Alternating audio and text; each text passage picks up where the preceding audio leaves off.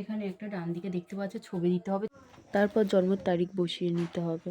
তারপরে আছে আধার নম্বর, তো এখানে আধার নম্বর দিতে হবে, আধার নম্বরটা দিয়ে দেবেন। তারপর আছে মোবাইল নম্বর, অবশ্যই যে মোবাইল নম্বরটা অ্যাক্টিভ আছে সেটাকেই দিয়ে দেবেন।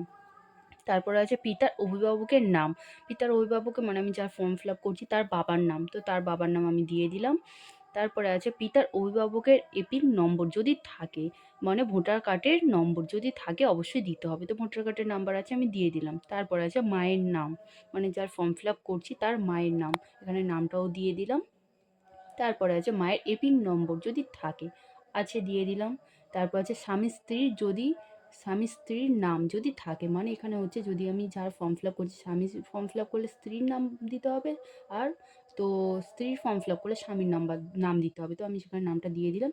এবার আছে স্বামী স্ত্রীর এপিক নম্বর, মানে যার নাম লিখেছি তার ভোটার কার্ডের নম্বর, তো আমি এখানে বসিয়ে দিলাম। এবার লাস্টের এই ছকটা, এই ছক দুটো কী লিখতে হবে সেটা আমি তোমাদেরকে বলে দিই।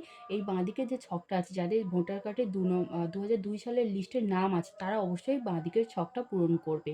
যাদের ডান দিকে, মানে যাদের 2002 সালের ভোটার লিস্টের নাম নেই, তো তাদেরকে ডান দিকে ফর্মটা ফিল আপ করতে হবে। যেহেতু এখানে যার ফর্ম ফিল আপ করছি তার বাবার নাম, মানে আনোয়ার শেখ, এনার নাম দিলাম। এখানে আছে এপিক নম্বর যদি থাকে, মানে ভোটার কার্ডের নম্বর আগেও বলেছি, তো সেটা দিয়ে দিলাম। তারপরে আছে আত্মীয়র নাম, মানে এখানে যে ফর্ম ফিল আপ করলাম যার তার দাদুর নাম, মানে আত্মীয়, এখানে আবির আলী শেখ আমি দিলাম। তো তার সম্পর্ক কী, এনার সাথে তার সম্পর্কটা কী, সম্পর্ক ফাদার, মানে বাবা দিয়ে দিলাম। জেলা দক্ষিণ চব্বিশ পরগনা, রাজ্যর নাম, এবার যে যার বিভিন্ন রাজ্যর নাম বা যে যার আলাদা জায়গা অনুযায়ী দিয়ে দিও। বিধানসভা, যেহেতু আমাদের বিধানসভা মগরাহাট ছিল, তো যেরকম ছিল সেরকমই দিলাম, মগরাহাট দিয়ে দিয়েছি। এবার আছে সভার কেন্দ্রের নম্বর 120 আমাদের, সেটা দিলাম।